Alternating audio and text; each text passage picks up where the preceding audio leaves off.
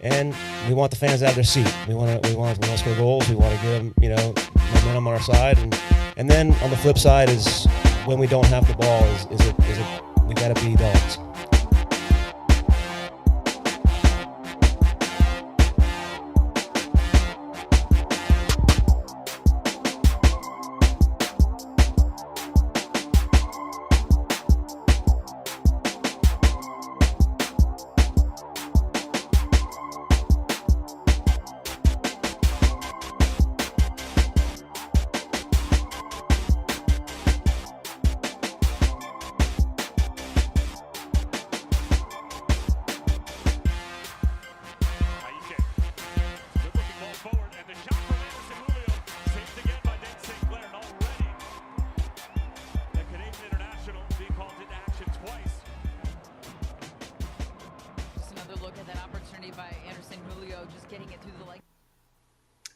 And hey, we are live. Welcome to Afterburn Soccer Show.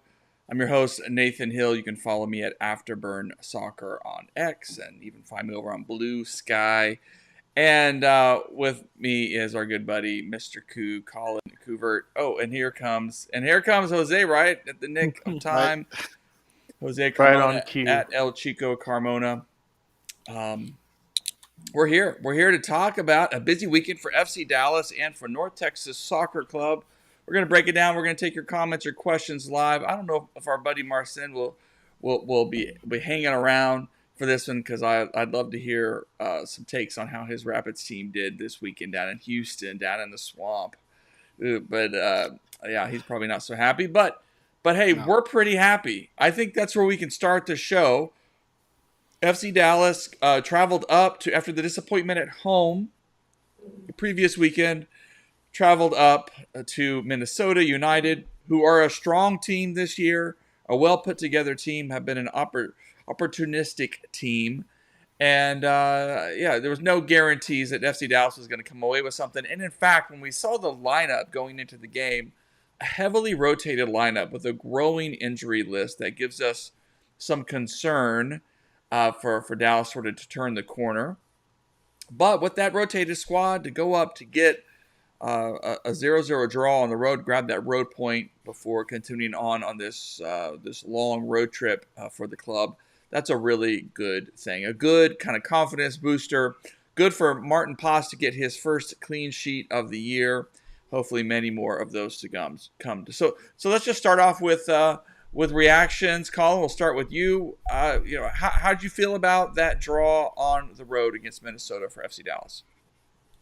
I'll take that draw any day of the week. Minnesota's a very good sign. It's something like I predicted on the show last week. I thought it was going to be a no draw, mostly because our finishing and attacking quality. I didn't expect, a heavily rotated side like it was, but I figured our finishing quality wouldn't necessarily get us a goal against that back five of Minnesota. They like to play physical and they like to play quick in the back. It's a result that I look at and it's like, well, you look at both sides. There could have been goals for both. Danny St. Clair really stepped up with those first couple minutes. I believe saving 2 shots very early on that were really good goal scoring chances for us. Where if we got that goal, the game could have been completely different.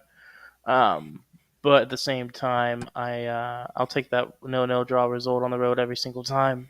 You gotta look at how we played. It was more of like a 4-3-3 that would shift into like a 4-4, almost like a diamond in defense, but like a midfield 3, always of Ramiro, Kaike, and Show. I was a little bit worried about that midfield just because Show and Ramiro. Show's more of like almost a DM. Kaike is more of a DM, and Ramiro, who's like that box-to-box bulldog in the middle. So it was one of those things where it's like, okay, we might be bunkering this whole game, but within the first 10, 15 minutes, you could tell we were actually going to go for it. We had the ball. Very, very much a chess match, too, because we both don't like to play with the ball. Minnesota and Dallas both would rather you come at us and we counter you. So it was a very hectic game because you could tell when both teams had possession for a long time, it was like, oh, okay, what are we going to do? It became very, very physical, very back and forth. It was an exciting game to watch. even though it was a 0-0 draw. But again, I'll take that result every day of the week. A lot of emotion, a lot of energy, Oh a yeah. good mentality, which we'll hear from Coach Quill in just a moment about. But Jose, your reaction to the road point for FC Dallas? Uh, Amazing result, honestly. I think Minnesota was playing to be either number one or number two. At least I think they're playing for second spot in the West, and to go there where they're undefeated and snatch a point. And mind you, for large portions of the game, Dallas was the better side. It wasn't what we saw the week before where there was no life. There was a lot of fight in this squad. And if Marcin was here, he would tell you that a couple of times. He said, "Man, what's going on in your game? It looks like you guys are about to fight." And yeah, it was a feisty uh, uh, confrontation. FC Dallas didn't back out. Urogide was just a monster out there. If you watch the Minnesota social, you know, uh, you know, socials afterwards, they were all basically complaining about him because he was just a beast out there. He was, I mean, he was man of the match as far as I'm concerned. I mean, he just bossed that team around, and this team has needed that so much. And overall, with a rotated squad, I was very happy with what I saw from some of the people they rotated in. I mean, Show looked like a completely different player than we saw last week. And last week, I'm sorry, he didn't look very good at all. And I'm not saying he looked great this game, but he looked like a much better player than last week, and looks like a player that's still finding his form, still coming up. And if this is him having an average game, then that's a good sign for us. Also, Nolan Norris is starting to grow into that left back position and is looking. I mean, it's gonna be tough for Farfan to get that job back at the if Nolan Norris keeps improving. So yeah, it's I saw some good things from Rotator Squad. Um, you got to be happy with the result. I mean, you tell me that we're gonna rotate a squad and get a point on the road. That's an amazing result. Yeah, Lucho Acosta coming off the bench, giving him some rest, and maybe just releasing pressure a little bit on him, where so much focus has been on him, and with Musa injured for next probably Yeah. a week or two. Abubakar getting his first start of the year. I think Abubakar did go off maybe with a knock at halftime. Looked like he was maybe dealing with something a little bit at the end of the first half, but brought a lot of energy. I thought was yeah. Very feisty. He had, like I said, we had a clean sheet in the first half. He had a lot to do with that. A great performance from our third back, something we needed to see from him, from a guy who's known for making mistakes. To come in there and put in a solid performance, couldn't be happier. Yeah, good stuff. Well, let's jump over first to hear from FC Dallas head coach Eric Quill. I was able to open up the questions after the game, just kind of about his general thoughts of the match. I'm just extremely proud of the mentality to respond tonight. I thought their efforts, the desire, and the moments of fortitude, the belief to stay in it when we were suffering a bit, and we competed. I mean, I told them before the game that this game was going to be unlike anything we've played so far, just because this team is they're super direct, and they have a big mentality, which is why they're at the top of the heap. And this was going to be, whoever was going to win was going to have a bigger mentality. And I think both teams had big mentalities tonight and fought each other. And we had chances. We had some decent chances to maybe steal it. But we played hard. I mean, yes, can we add some more quality? Probably, but this was never going to be an easy game. They make it that way. And this is not an easy place to come and play. The environment is you can feel it. And I thought we didn't let the moment become too big where the crowd just gave them so much power. I thought we were able to nullify a lot of their efforts. And I'm just super proud of this group and how they've been able to respond. I know we definitely want to turn around at home, but we could have been down in our luck and come in here and gotten stung and been flat footed, and we weren't. We fought our you know what's off, and that's what I'm most proud of. There he is. All right, Quill, just proud of this team's effort. And I guess the question is, and we got your fan club in the house here, Coop. Oh, let me fix that. Um, but does this give the team a boost? Does this defensive performance particularly give the team a boost preparing as they prepare to travel down to Miami later this week for that Sunday evening match? Uh, Jose, you feel like the team can go in with a little bit extra confidence as they prepare to face probably one of the most talented teams that in Major League Soccer ever.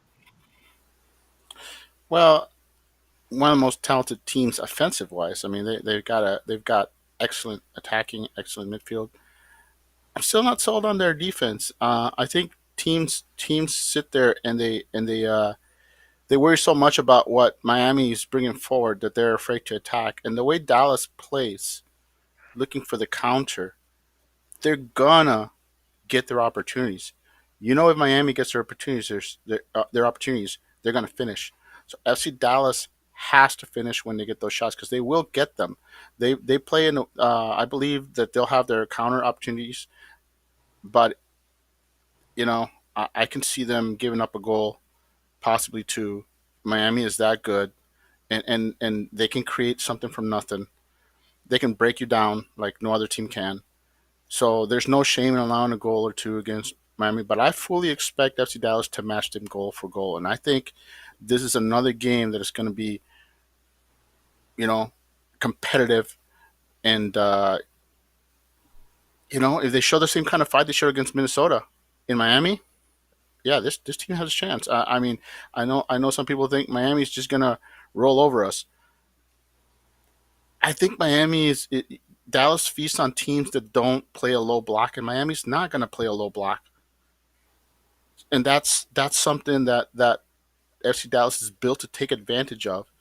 And so I think it's going to be a very entertaining match, back and forth. I mean, we may need some help here, and we may need some luck on our sides Sure. at times, but I think it'll be a competitive match. And as long as the team, brings that dog mentality and that fighting spirit they showed this week, I'm excited about the match. Kuv, you feeling a little confidence for this team going into Miami?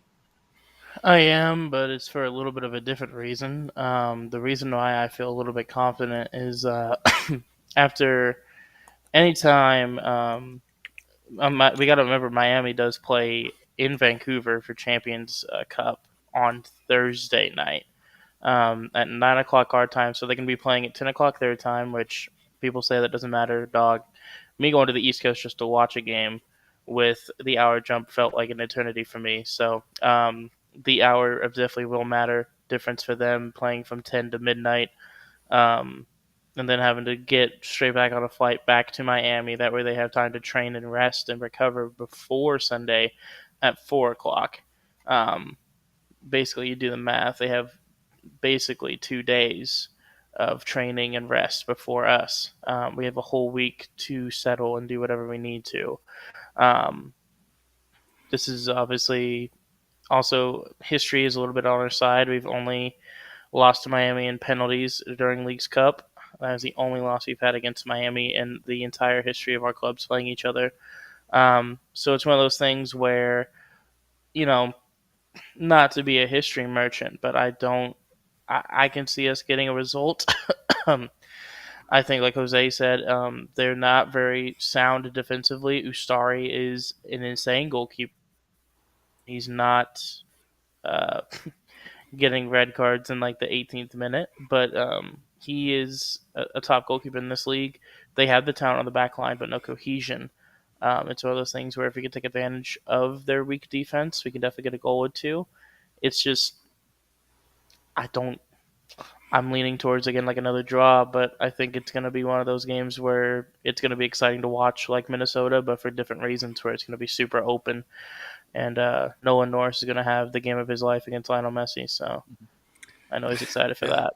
it's what you dream of, getting to play against that in that kind of scenario. So yeah, it'll be interesting to see. And of course, the one little strange thing about how FC Dallas lined up against Minnesota because of injuries, they really had three, defensive minded midfielders, right? And Show, Ramiro, and KK, who, hey, good KK didn't do anything dumb, didn't get that early yellow card, settled in. He looked great, my man. He looks I great. thought I thought he looked fabulous. He looks like he's worth the money they spent on him. You're talking about a kid Mm-hmm. only what third start or second to Yeah. start third match. Yeah. Second start, third game. Yeah. Yeah, and he's growing in front of our eyes. I mean, some of those tackles that he made, late in the match, man, I was like, got you fired up. I mean, he was going in hard, and honestly, nothing against Ramiro, but we've missed that you know that guy that's not afraid to go in hard, not afraid to make those tough challenges. We've seen Urogita do that a lot also. So to see more than one guy doing that makes my heart proud to see the team showing having players like that. And I think Kaike is. I mean, this kid. We're just basically scratching the surface of what he can bring to this team. He's still very green, very raw, but you can already see the confidence growing and him basically, getting more confident. And same thing with Norris. The more these kids play, they have the talent. They just lack the experience, and they're gaining it, and they're thriving, and that's very exciting to see. Yeah, I mean, and I just with the roster he has, it was probably wise, and we'll probably see something similar on Sunday night to go with a little more defensive minded on the road. Show Mm-hmm. put out a good effort out there, worked hard. You could tell he's still maybe working a bit back in his fitness levels, but did ranged around. But you did lack maybe that one more offensive minded player. But I mean, you rested Lucho, so you didn't have him, but maybe a Siki or someone like that could come in and have a little more. But overall, I mean, you don't fuss about a 0-0 draw on the Um, road, and going into Miami, if you line up more defensively, maybe that's one of the ways that you give that extra body to thwart Messi and his I also dangerous want to run. point out though that we saw a little of miscommunication once Acosta came in, where it was clear that he wasn't on the same page with Julio or Farrington, and that's just because they haven't really played that much together. Um, Julio missing time to get his green card. Farrington basically, he's not a starter for us. So this is attack is basically gonna have to grow, and I think as they play more together, we'll see a little less miscommunication. Some miscommunications were pretty obvious in this Yeah. match, where you Mm. could see Acosta basically yelling at someone, going, why, you should have kept going. You tell he was barking at them because he was anticipating where they were going to go, and they went a different direction. Just more time in the field together, and that'll come around. I'll say that, and you also got to think something that Logan was doing a lot is that in this Quill system that he's been playing in, he's been playing more out wide and not central. In Yeah. preseason, he was playing that right wing and left wing position with Julio. Even when he started on the wing, Julio would still take the striker spot, and Logan would fill underneath with Lucho.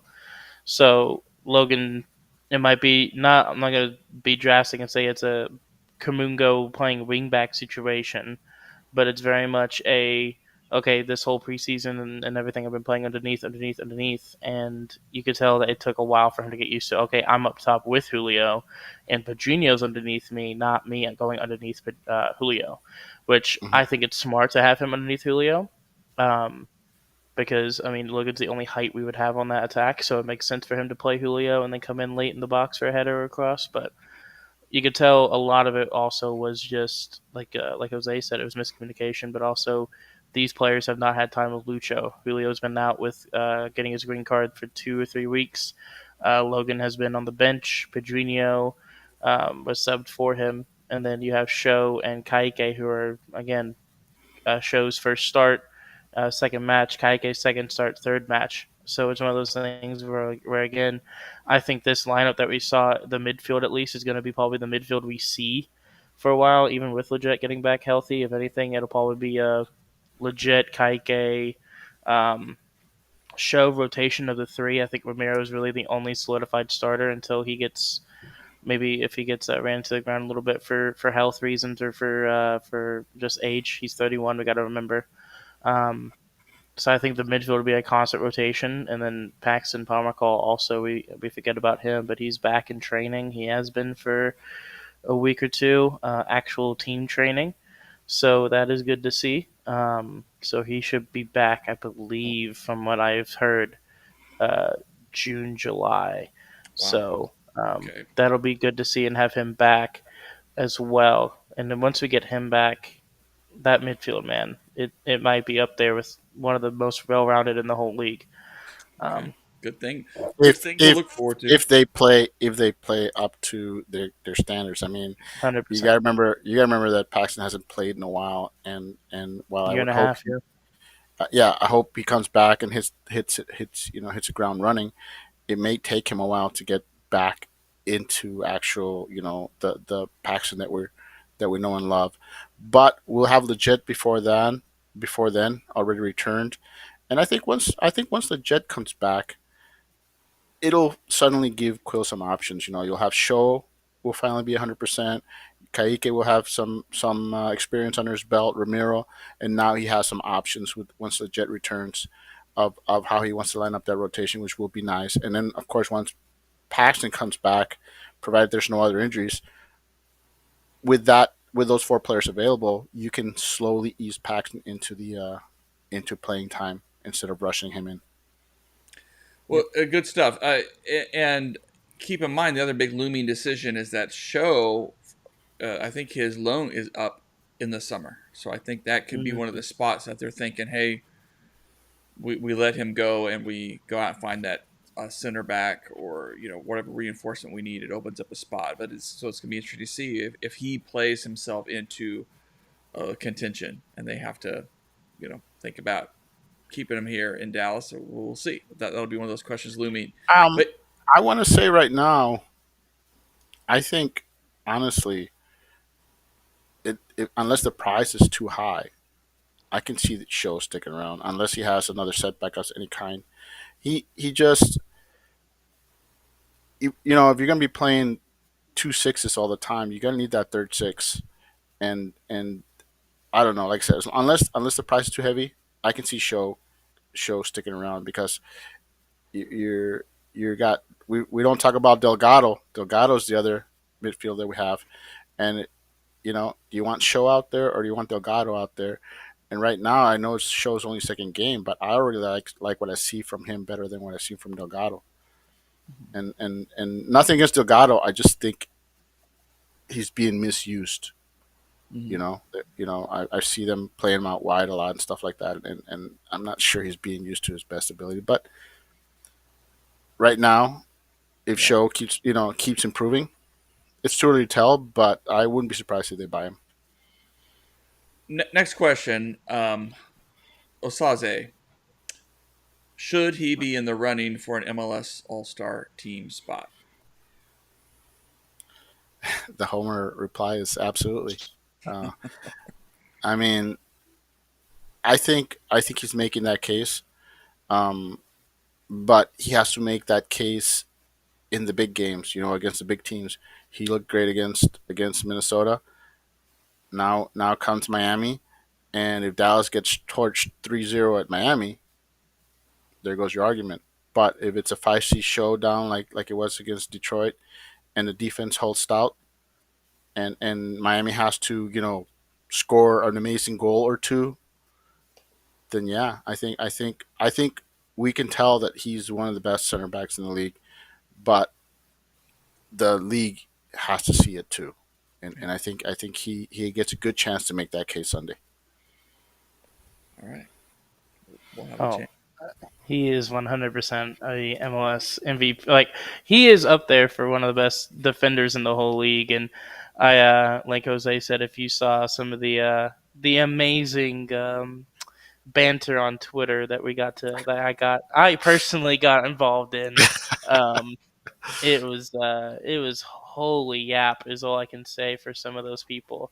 You look at like MLS, so I'm gonna throw some stats out here. I did some research here. You look at um, match ratings for a lot of people in this league, and you look at Uragide's like match ratings or whatever. He's top. I want to say he's top 35 on FOTMob. I want to say possibly. No, sorry.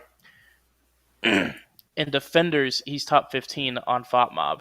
Now, you also got to remember that a lot of these defenders that get higher match ratings are going to be people like your Tristan Blackman or your Ryan Hollingshead, your Kai Wagner's of the league, your wingbacks who get assists, which heavily bump up your match rating. Osaze Urigide, with no assists or goals in 9 games, has a 7.2 match rating. He also is. I posted it on Twitter. He is like 96th percentile in preventing goals. He is 95th percentile in defensive actions. He is, I believe, in multiple of those top 6 stats that they show you. He is in like a top 5 range of all center backs in the league, beating out center backs that have gotten multiple MLS All Star games, such as Yaimar, Walker Zimmerman, and both Glesnes and Jack Elliott for this season. So it's one of those things where Uragide, he might get what we call the Dallas tax of not being on a popular team and everything like that, or being on a quote unquote bad team. But he is clearly one of the best center backs to play in this league.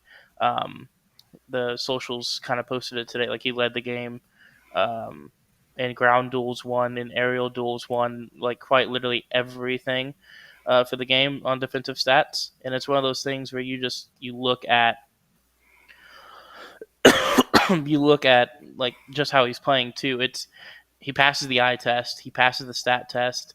It's just insane. Like he had the best passing on the team, missing only 3 passes, 44, 47%, or 47, which is like, I want to say it's like a 93%. He won 11 duels, which is the game high. 7 of 8 aerial duels, which is game high. 12 clearances, game high, and had a clean sheet. Like these are stats that no center back in MLS is consistently putting on, and Urugide is consistently putting on. I think the lowest pass accuracy in a match he had was 85%, and that was on the road to Atlanta. This is a center back that we thought Coast was an amazing passer of the ball, and he was. Urugide makes Coast look like Ibiaga with his passing. And again, I love Coast. That's my boy. But me and him we're kind of saying him and Urugide together would have been absolutely disgusting for the league. But it's one of those things where Urugide was brought in to like help the back line. It wasn't necessarily like if he develops, cool, because he's 24. It's turning into a development project, and he's getting better and better and better. So I absolutely believe that Urugide deserves an all-star spot if he keeps playing like he is right now. Good stuff. And I've had those thoughts too about, hey, what if Tafari was still here and we could have seen those two? Maybe they're too similar, and you want maybe a coach wants one guy to be a little more of a conservative kind of stay at home, because Urugide is just all over the place, and it is brilliant, and it is fun to watch, and it's fun to see it grow. So we're hoping more of that to come.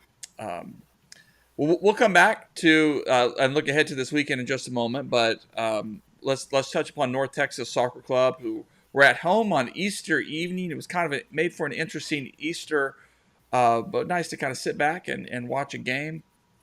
Watch those young guys go, but they went into halftime down 2-0 to the visiting Rapids 2, and really credit to the Rapids 2 for a couple of delicious, professional, spectacular goals. I mean, that just were misspent, but were mistakes from North Texas in some ways. But I mean, that first goal was pretty spectacular. I mean, it was pretty spectacular. That's I'm not sure you can fault the defense for that. That's I mean, a guy making a shot from that far out with that pace. It you hate to see it, but that's a goal that you can't really blame the back line for. I don't think, in my opinion, anyway. Yeah. But yeah, I mean, and Rapids too. They have a solid team this year. They right now, I believe they're one of the top teams in the West after that result, and they have less games than North Texas or some of the other teams. So it's again, you see North Texas up and down, and they need some help. They need some help. Uh, I know a lot of people were complaining, at least on our chat, that they signed some guy from England. This team needs attackers right now. Server is your only guy. He's your only consistent Yeah. attacker they got, and deep down we all knew once the teams were tied 2-2 that Sarver needed a hat trick for North Texas to get that win, and that's just the truth.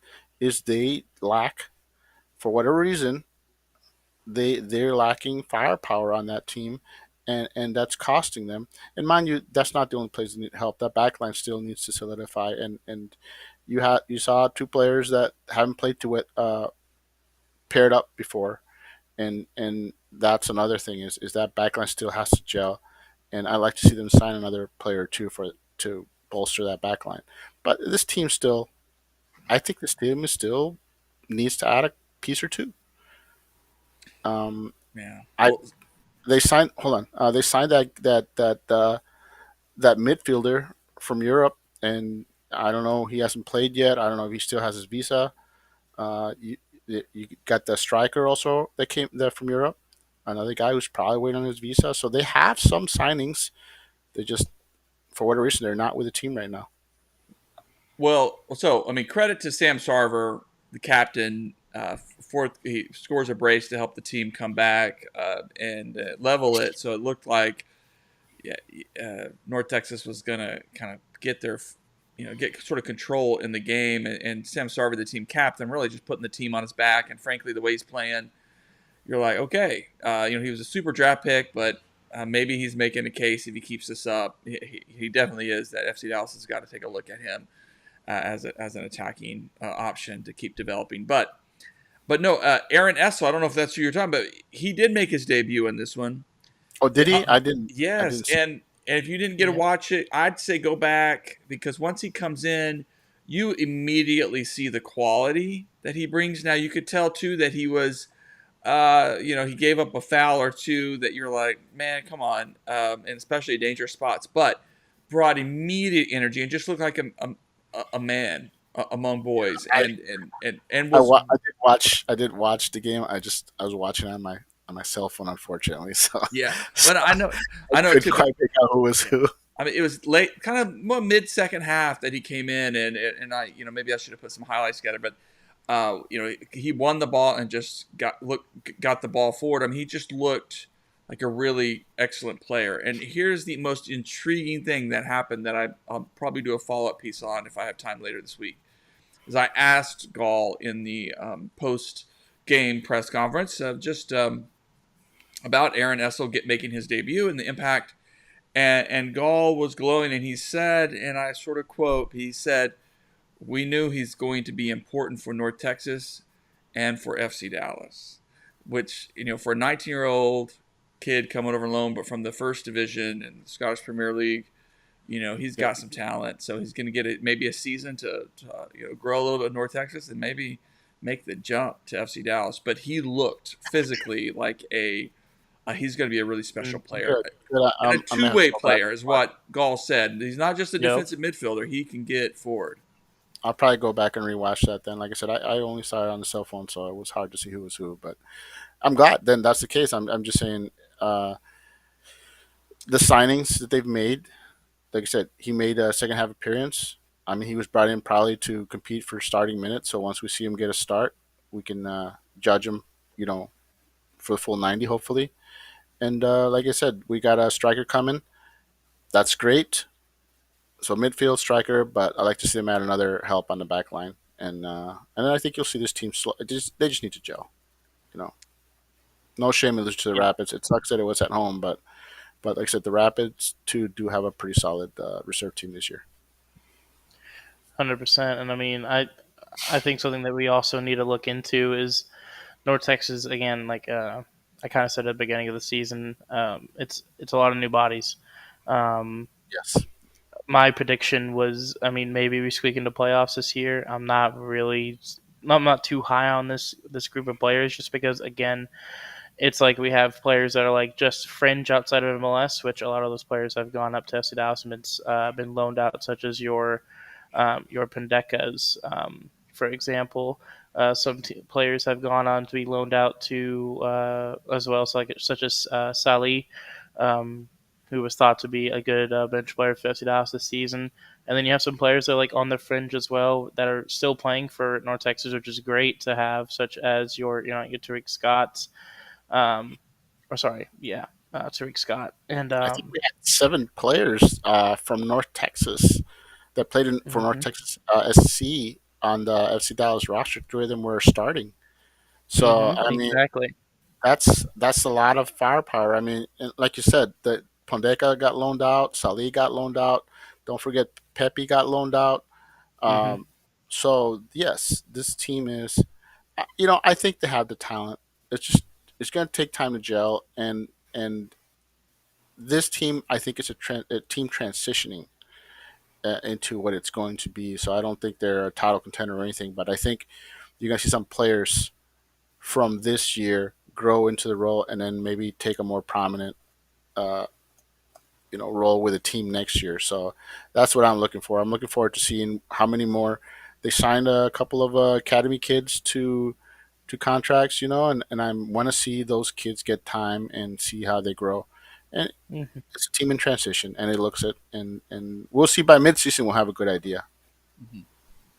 hmm Yeah, yeah. So Gall, it was to his credit, and I had some questions about sort of his substitutes and things, but he didn't really think. He just thought, anytime you go down 2-0, and he really said that the first half was the most disappointing part of the game for the team. You put yourself in that hole, and it's hard, for even the best teams to kind of dig yourself out of that. And then, things happen. They win a ball late, very late in the second half, and cross it in the box. It bounces around, and player Swan from Rapid City just slots it in. Those things happen. Those bounces happen. But he thought the response in the second half was good, and he thought this team there's still enough positives from this match that they're going to improve. So it was interesting to hear from Gall on that. As I know he was disappointed, but he saw enough positives that I think we can keep looking forward to what this team can put together in the weeks ahead. Well, let's shift over. All right, as we close out the show, let's do predictions for Sunday's match as FC Dallas travels down to Miami. And yes, I had forgotten that Miami's playing midweek, which means they're going to have some rotation. Um, this could be kind of one where they look to sub some guys in late to push for the win on Sunday night. But so Dallas is going to have to, be ready to work their roster in that way. Maybe we'll have some guys get healthy in between then and now. I don't know how long like Leo Chu is going to be out or Musa. Hopefully sooner rather than later. But maybe you don't want to rush those guys out to start too. Um, I love the idea of a draw, but I feel like I think this will be one that we take the loss, not because I think FC Dallas is going to hang. I think we're going to do well, but I think it's going to come down to just a magical moment that Miami seems to have in their back pocket lately, and some of their depth. They're going to get that one opportunity and late in the game, and it's going to be a 1-0 victory for Inter Miami. So I hope I'm wrong. But Jose, your prediction? I'm gonna go with 2-2. I think Julio is absolutely going to terrorize that Miami backline. Um, I think he will, and if him and Acosta are going to be a handful for those guys, and for a team that is not gonna, you know, Miami's going to be trying to attack. Dallas is going to be salivating on those counters, and I think I'm going to go opposite of you. I'm going to say Dallas is going to be winning 2-1, and Miami will need a late goal to salvage the draw because Okay. I think Miami, um, I think FC Dallas scores on Miami, and then Miami just goes into moaning and complaining to the refs and basically getting flustered. and maybe some of that's fatigue, whatnot. But I think they're a team that wants to go forward, and don't get me wrong, there's going to be some scary moments for FC Dallas, but I think FC Dallas, they're going to fight those guys and they're going to hit them in the mouth. And I wouldn't be surprised if it's scrappy with a lot scrappier than Miami wants it to be. In all honesty, after a tough match against a team like Vancouver's, to have to face another team that's going to fight you tooth and nail. Like I said, I think Dallas is going to be winning, and I think Miami is going to have to rally for the draw. I Okay. hope they fail. All right. All right. Kuv? I think it's going to be. It's tough, man, because again, I like to research a little bit into the opponents before coming on here and everything. Miami played against Chevalier in Jamaica for Champions League. They played on a Thursday, played in Atlanta on Sunday, and barely beat Atlanta 2-1 in the 89th minute off of a Fafa Pico goal, which was a foul in the build-up on Miami, but we don't care about that. It shouldn't have been a goal, but we then look at their next game, and they played on a Wednesday against LAFC in LA. Um, and they came back. Messi played both games, the full 90, I believe. Suarez was subbed out in like the 69th minute. And then they rotated goalkeepers for those games. So it's one of those things. And they drew at home to Toronto, which Toronto has been typical Toronto of, I believe it's 1 win, 4 draws, and 4 losses through 9 games. So it's one of those things where if we play like we have been on the road, we're going to be able to hang with these guys pretty easily. It's going to be, I think, more so of, again, I think it's going to be, like I said, for Minnesota, a Nolan Norris legacy game. Where he's going to have to step up and play, again, the best soccer of his life. And he played amazingly against Minnesota, locking down Uluwasei, Hulangwane, and Robin Lod. Like, that is one of the best triangles I can think of in this league to try and Mm-hmm. defend. I think we forget that Robin Lod, while being a center mid, was playing striker and bagging like 15 goals a season for Minnesota, or on track for, I believe it was 23 if he played the whole season at striker. So one of those things where Minnesota is a dang good team, and Norris and Uragide lock down that side. They're going to have their hands full with Suarez and Messi. I'm not trying to compare Messi to Uluwasei, but Messi is one of those players that we have done well against. He had that amazing free kick against us, obviously, in the Champions Cup, and then Oh yeah. preseason he was locked down by a back line of Ibiaga, and it wasn't Coast, it was the other center back on the roster last year. But the name's, it's gone for me. But basically, I'm saying is we have a really good track record against Messi. I think it'll be like a 1-1 draw, and I think it'll be a late goal from us, where we're fighting and fighting and fighting. The old men have been subbed off with the new guns, and the experience ends up biting them in the butt in transition, and we get an easy like goal from Lucho or from not Petamusa, sorry, Logan Farrington. Good. Love it.